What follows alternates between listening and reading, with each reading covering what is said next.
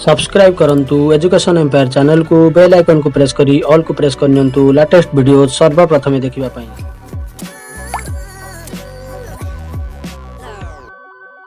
प्रथम अपडेट रही ओडिशा कनिष्ठ शिक्षक आशायी संघ तरफ लेटर नंबर रही 54 डेटेड रही 7/8/2021। आज ता 7/8/2021 रिख शनिवार दिन ओडिशा कनिष्ठ शिक्षक आशायी संघ भुवनेश्वर नेतृमंडली जरूरीकालीन ऑनलाइन मीटिंग गूगल ऐप माध्यम अनुष्ठित होता। यह बैठक में सर्वसम्मति क्रमे पारित होता निष्पत्ति गुड़िक निम्न में दिगला। एक नंबर रही जेटी निजुक्ति तथा OJTAA अन्यान्य प्रमुख दाबी हासिल पर OJTAA तरफ आसंता 16/8/2021 रिखठारू भुवनेश्वर लोयर PMG ठारे धारणा दिज्व। उक्त धारणा पर आसंता 10/8/2021 रिख भुवनेश्वर AISF ऑफिस एक सांबादिक सम्मेलन आयोजन कराजिबो। आगामी दिन में हेबाकु थिबा धारणा रे समस्त आशायी तथा नेतृमंडली उपस्थित रही निजर हक पाइबारे OJTAA को सहयोग करंतु। जनरल सेक्रेटरी रही प्रेसिडेंट दुई जनकर सिग्नेचर रही। तो बड़ अपडेट देखा परवर्ती अपडेट। खाली थिबा शिक्षक पद लगी प्राथमिक BED शिक्षक महासंघर दाबी। राज्य सरकार शिक्षक मानक समस्या समाधान करने परिवर्ते निरवद्रष्टा साजी उदासीनता भाव प्रकाश करथिबा प्राथमिक BED शिक्षक महासंघर सभापति अजय कुमार धल कहते विभाग अनेक शिक्षकों को जाशुणी समस्या मध्य को ठेली देउछि। राज्यर हजार हजार शिक्षक पद भी खाली पड़े ताहा पूरण करा बरं यह बदल सरकार कामचला बाट खोजी समस्यार समाधान करिछि शिक्षक महासंघ। संघ कही निकट में सरकार प्राथमिक शिक्षक मानक डेपुटेशन हाईस्कल गुड़ी को पठाई पाठपढ़ार व्यवस्था कर। दशम श्रेणी खोलीदेले मात्र पाठ पढ़ाई शिक्षक नहांती। नवम श्रेणी पिला स्कूल अगस्ट 16 खोल। राज्य में शिक्षकों अभाव थिबा बेले कोविड समय अनेक शिक्षक अवसर नहीं। एवं अनेक हाईस्कल में शिक्षक अभाव समस्या देखा देइछि। एपरि स्थिति में सरकार प्राथमिक विद्यालय BED शिक्षक मानक नहीं हाईस्कल पाठ पढ़ाइर व्यवस्था करने निष्पत्ति को संघ विरोध करिछि। अपरपक्षे प्राथमिक विद्यालय खोलिले प्राथमिक विद्यालयर शिक्षक माने निज निज विद्यालय को फेरी आसिबे। सेतेबेले हाईस्कल किए पाठ पढ़ाइबो ताहा प्रश्नवाची। प्राथमिक विद्यालय गुड़िकरे मध्य श्रेणी अनुसार पर्याप्त शिक्षक नहांती। तेणु खाली थिबा पदरे शिक्षक नियुक्ति करने सहित डेपुटेशन हाईस्कल को पठा जाउथिया शिक्षकों मध्य पातरांतर न करा जाउ बोली महासंघ कहिछि। तो बड़ अपडेट देखिबा परवर्ती अपडेट। खुशी खबर ओडिशा सरकार द्वारा 9 अगस्त 2021 आज कालिया छात्रवृत्ति ऑनलाइन आवेदन प्रक्रियार शुभारंभ करा जायछि। www.scholarship.odisha.gov.in रे योग्य शिक्षार्थी माने आवेदन करि परिबे। आवश्यक योग्यता रही कौन रही राज्यर सरकारी महाविद्यालय विश्वविद्यालय और शिक्षानुष्ठान वृत्तिगत तथा वैषयिक शिक्षार स्नातक डिप्लोमा और ITI विद्यार्थी माने आप्लाय करें। एवं ता सहित कालिया योजना अंतर्भुक्त होता क्षुद्र और नाममात्र चाषी भाग चाषी और भूमिहीन कृषक परिवार संतान संतति माने आवेदन करें। एवं हेल्पलाइन नंबर रही जीमेल ID रही। तो निश्चित भाव में गोटे बड़ अपडेट देखा परवर्ती अपडेट। विज्ञप्ति रही अनुसूचित जनजाति और अनुसूचित जाति उन्नयन एवं संख्यालघु संप्रदाय और पछुआ वर्ग कल्याण विभाग तरफ रही ओडिशा स्टेट स्कॉलरशिप रही विज्ञप्ति एवं यही विज्ञप्ति रही मैट्रिक परवर्ती छात्रवृत्ति आवेदन करें छात्र छात्री माने। एवं पोर्टाल रही www.scholarship.odisha.gov.in। पूर्वपरी OTP माध्यम आधार पंजीकरण होई नूतन ID सृष्टि करा जिवो एवं तापरे छात्र छात्री माने आवेदन करेंगे। मैट्रिक परवर्ती छात्रवृत्ति योग्यता कौन रही समस्त योग्य अनुसूचित जनजाति जाति अन्य पछुआ वर्ग सामाजिक और शिक्षा क्षेत्र में अनग्रसर आर्थिक क्षेत्र में अनग्रसर वर्गर छात्र छात्री माने ओडिशार स्थायी अधिवासी होइथिबे। से सरकारी बा सरकारी स्वीकृति प्राप्त शिक्षानुष्ठान जेनेराल टेक्निकल प्रोफेशनल उच्च शिक्षा पाठ्यक्रम में अध्ययन करुथिबे। अनुसूचित जनजाति अनुसूचित जाति क्षेत्र में समस्त सूत्रु परिवार वार्षिक आय 2,50,000 टंका होई नथिबो। अन्यान्य पछुआ वर्ग छात्र छात्री क्षेत्र में समस्त सूत्रु परिवार वार्षिक आय 2,50,000 टंका रु अधिक होई नथिबो एवं पूर्व परीक्षा रे अति कम 50% नंबर रखी उत्तीर्ण होइथिबे। दरखास्त पंजीकरण करिवार समय सारणी दरखास्त आवेदन निमंते पोर्टाल खोलिबा तारीख जो माने पूर्वरु पंजीकरण करसाचंती सेमान पई नूतन भाव नवीकरण करबा पई रही 10/8/2021 और नूतन पंजीकरण रही 25/8/2021। लास्ट डेट रही 15/10/2021 और 25/10/2021। दरखास्त गुड़िक अनुष्ठान द्वारा जांच एवं संपृक्त जिला मंडल अधिकारी को ऑनलाइन प्रेरण करिवार शेष तारीख 31/10/2021 30/11/2021 संपृक्त जिला मंडल अधिकारी मानक द्वारा दरखास्त गुड़िकर ऑनलाइन मंजूरी करिवार शेष तारीख रही 15/11/2021 एवं नूतन पंजीकरण मानक पई रही 15/12/2021। तो चलन देखा परवर्ती अपडेट कौन रही। स्वाधीनता दिवस रे दिन 11टा जाए सटडाउन कोहल पताका उत्तोलन में सर्वाधिक 20 जन रे कटक भुवनेश्वर पुरी रे रही पारिबे 10 जन। स्वाधीनता दिवस पालन पर राज्य सरकार स्वतंत्र गाइडलाइन जारी करछंती। आसंता 15 तारिख रविवार हेउथिया बेले जातीय पताका उत्तोलन पर कटक भुवनेश्वर और पुरी रे सटडाउन को दिन 11टा पर्यंत कोहल करा जिवो।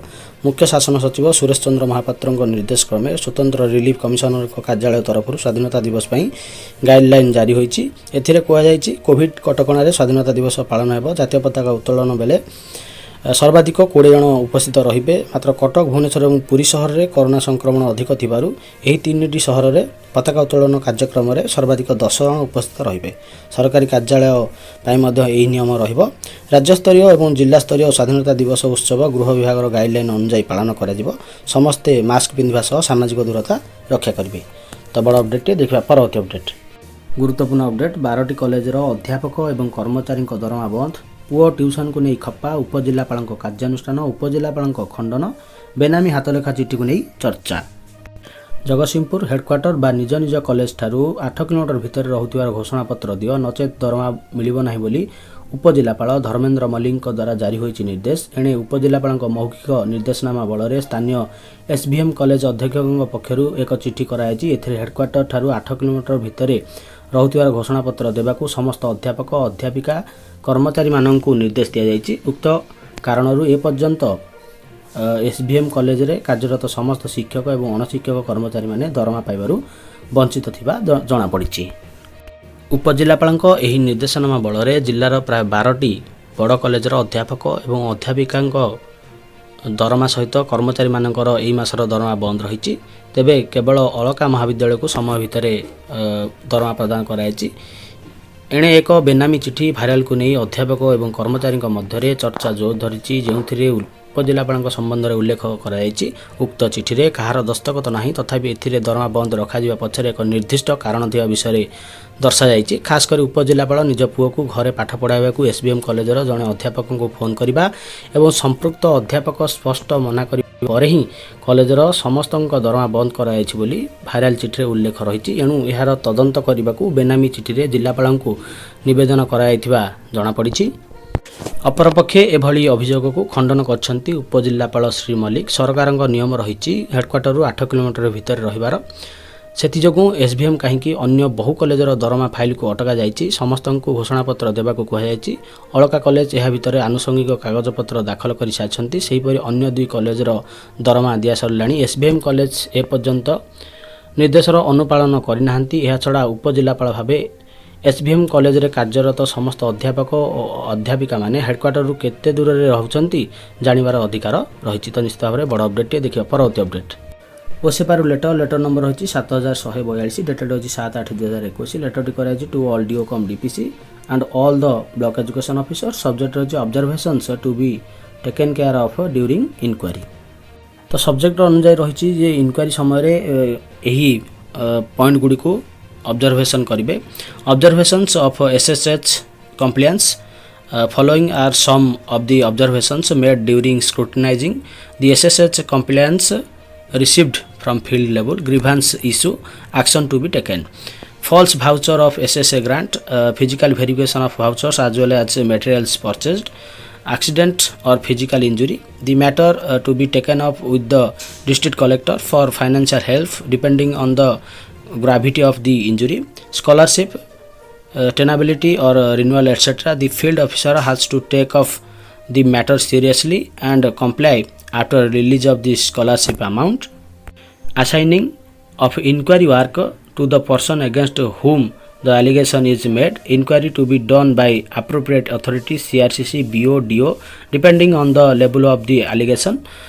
Finding of inquiry, nature of the allegation true or false is to be maintained clearly in remark box with action taken if true. Attachment of inquiry report which action taken is mandatory. on utilization of a grant due to non cooperation or non formation of SMC. The case should be compelled after resolve of the SMC conflict as per the prescribed guideline. Deadline for inquiry to be done within the given deadline. Sometimes it is done after a long time in 1 or 2 year gap, which is of no use. Late arrival inquiry to be done at the time of opening hour only. Shortage of teacher. The DO has to take alternate steps to sort out the problem and comply thereof. High school related case. The matter has to be solved after having discussion with the higher authority. Requirement of rooms or repairing works. The steps taken by DPC to sort out the problem to be maintained in the remark box returned under clarification short option. The case is to be compiled as per the clarification remarks sent. Deputation of teachers. Care should be taken that no school should closed due to deputation of teacher. Report without signature. Inquiry report should be signed by the reporting officer. Without signature, the report is not authenticate. Attachment of a wrong report. Please verify the inquiry report prior to upload the same to avoid the mismatch of the report with the allegation made. Repairing of tube. Sort out the problem in convergence with the RWSS Sarpanch or comply accordingly. Comply of BO's suggestion. DPC or DO should think over the suggestions given by BO and comply the case accordingly. Size of the report. The size of the report should not exceed 1 MB for online uploading. এবং last রয়েছে not pertaining option. If any case returned under not pertaining option it is to be forwarded to the correct organization. तो यही 19टी point को दृष्टि देवा पई do एवं BO को निर्देश दिया जायछि. तो बड़ अपडेट देखिबा परवर्ती अपडेट.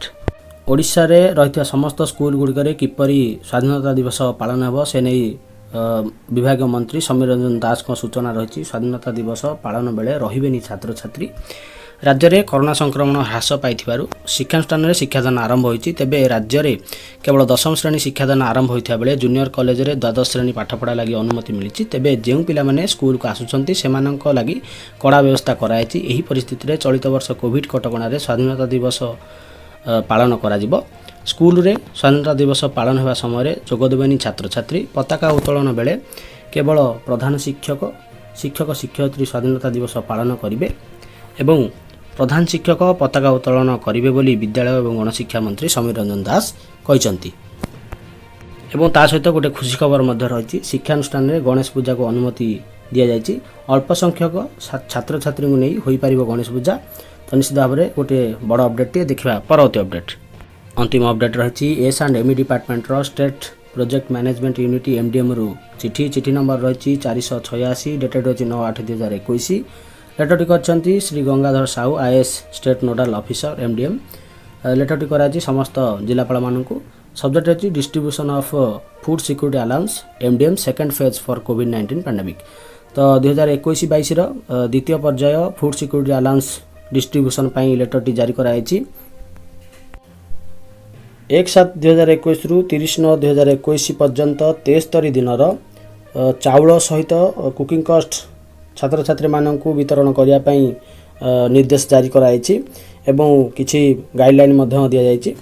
SMC मानकर प्रेजेंस रे छात्र छात्री मानकर पिता माता को हेडमास्टर 73 दिनर चाउल प्रदान करिवे एवं ता सहित 73 दिनर कुकिंग कॉस्ट को छात्र छात्री पितामाता किंबा सेमानकर अभिभावक मानकर बैंक अकाउंट को डिबिट मोड रे ट्रांसफर करा जिवो. जदि कौन सी क्षेत्र में यह संभव हुए ना तो सही क्षेत्र में छात्र छात्री मानकर पितामाता को डकाई अकाउंटेंट्स रजिस्टर रे सिग्नेचर कराई से कुकिंग कॉस्ट बाबद अर्थ को प्रदान करा जिवो एवं कोविड-19 रो समस्त गाइडलाइन मध्य फॉलो करा जिवो. दी SMC shall be kept informed while distributing the MDM rice at school point. एवं जेतेबेले स्कूल पॉइंट रे MDM राइस वितरण करा जिवो ता पूर्वरु SMC मेंबर मानकु अवगत करा जिवो. तो निश्चित भाव में बड़ अपडेट ये आज अपडेट गुड़िक समाप्त होती। धन्यवाद।